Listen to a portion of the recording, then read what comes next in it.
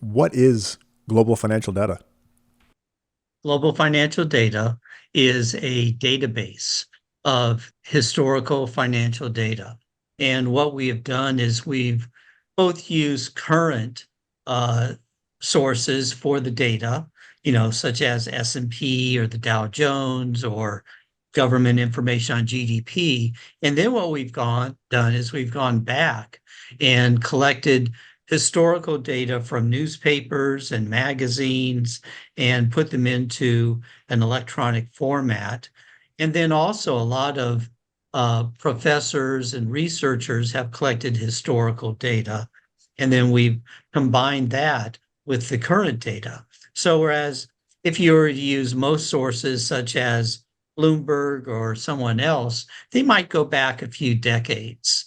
But our data goes back a few centuries because, we have collected data from newspapers from the 1600s, 1700s, 1800s, and so forth.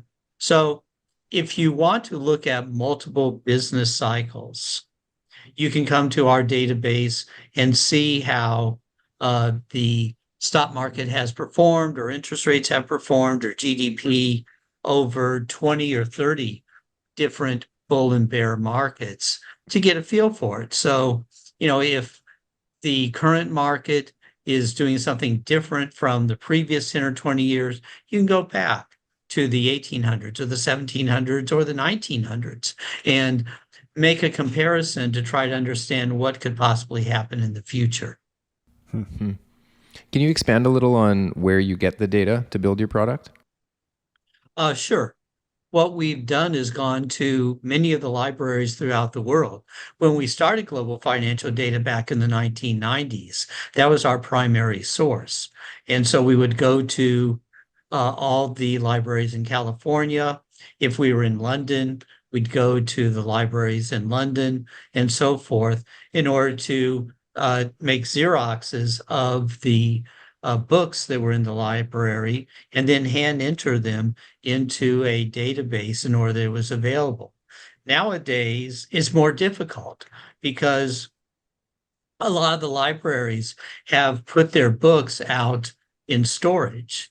And so you actually have to go to the library, request the book, and then get it in there. Then, it's just made it very complicated. Before you could just walk through the stacks and find the book that you need. However, in the meantime, a lot of the data has gone up online. And so if you go to the central banks or if you go to government statistical agencies, they have either done their own historical research and made that data available, or they put their statistical publications up available online.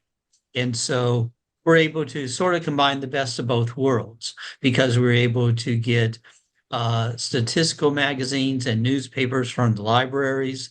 And then now we can get the same resources online in order that we can obtain the data. So if we're looking at individual stocks, we go to historical newspapers like the London Times, the New York Times, or perhaps, any other newspaper that's the prominent newspaper of record in that particular country. Or there are statistical publications made by the central banks, or there's research that people have done in which they have gone to the historical sources. So, we try to find the data from every resource that's available and combine it so that the goal is our customers don't have to spend time doing research. Hmm. They can just spend their time doing the analysis and they don't have to worry about how do I get that data? Does it go, back far enough? It's just there for them. And that's our goal. Hmm. Can you talk about some of the challenges with collecting data on the really distant past?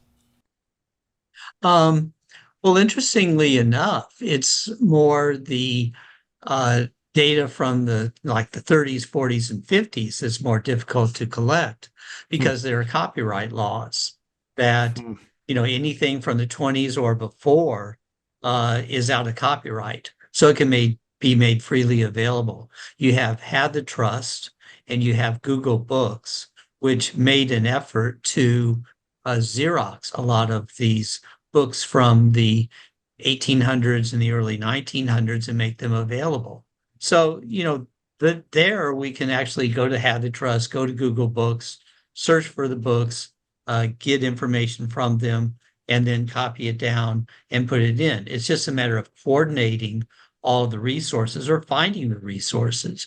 Sometimes there will be, a statistical agency which will publish all of the stock data for their particular country. Others won't. And so in a way, we're dependent upon what research agencies have done in collecting and making the data available. And if they haven't made that available, then it's going to be more difficult. But, right now, anything from the 1930s, 40s, 50s is under copyright. And so you have to go to the library. They can't make it available online.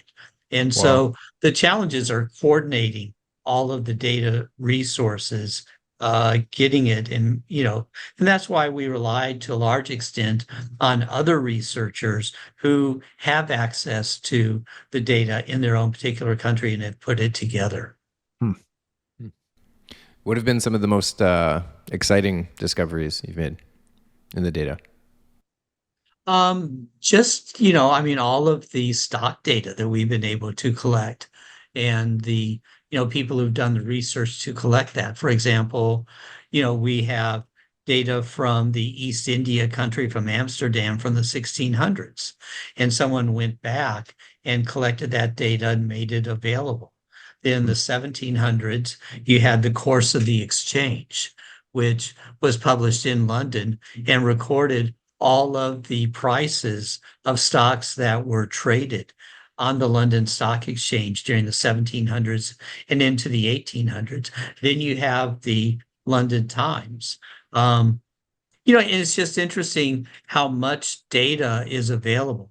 And what we want to concentrate on are different series so that we can make a long-term analysis of the data rather than just a little data here and a little data there.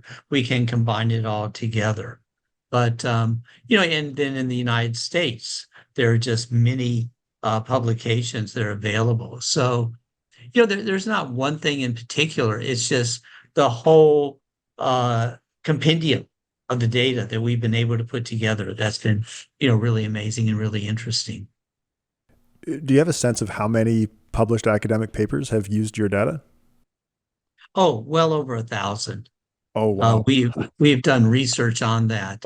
And, there are ways that you can search on, Google Scholar and other resources for people who've used our data. And yeah, it's well over 1,000. It's not only the research papers, but the mutual funds, the pension funds, they all use our data on a regular basis. And that's why people subscribe to our data, because they want to update the data on a monthly basis, but have a long-term series that they can rely upon. And, it's been used by Nobel Prize winners, by people at, all the major Ivy League colleges, all the major universities in the world. They're all subscribers to our database, as well as the central banks, and they all use it for their research. Incredible. Yeah. How useful do you think the data from the very distant past is in making investment decisions today? Well, I think it's very useful. A lot of people say, oh, that's old data, we don't need it. But, the real drivers of people's investment decisions are greed and fear. And those don't change. People were greedy and full of fear back in the 1600s, same in the 1700s, the 1800s, 1900s, and today. So what you want to do is go back and study when this event happened, such as the Napoleonic Wars or World War I or World War II. How did people react to that? When the stock market was overvalued, when it was in a bubble, how did they react?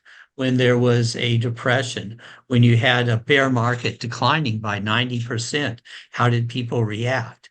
And so what you're doing is you're studying people, and you have a large collection of data that you can study.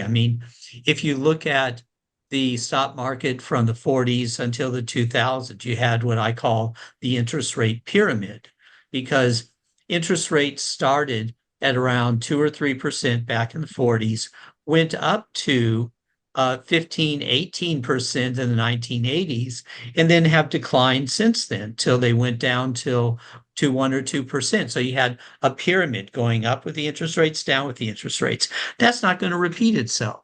And so if you're saying, oh, you just have to look at, the most recent past, no, the most recent past of interest rates is not going to repeat itself. You have to go back to a period of more stable interest rates in the 1800s, study how markets behaved then, and apply that. So that's why it's important to have the long-term histories, is that you can look at multiple types of financial markets to understand what were similar to and how the markets reacted, how the fear and greed fed into people's decisions.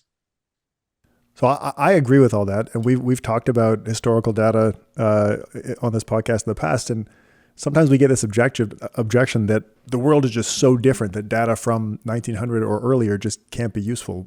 What do you think about that objection? Well, I disagree. I mean, there's a lot of similarities, and you can focus on the differences or you can focus on the similarities. I mean, you can say, okay, we've never had AI before, so that we're completely different from the past. But what about when the internet came in? That was something that was similar to the AI and the way that money just has poured into it, and now people are having second thoughts. You can look at that for any number of industries, for automobiles, for electricity, for semiconductors. And so it's your choice. You can focus on the similarities or the differences. I choose to focus on the similarities because you can learn from it.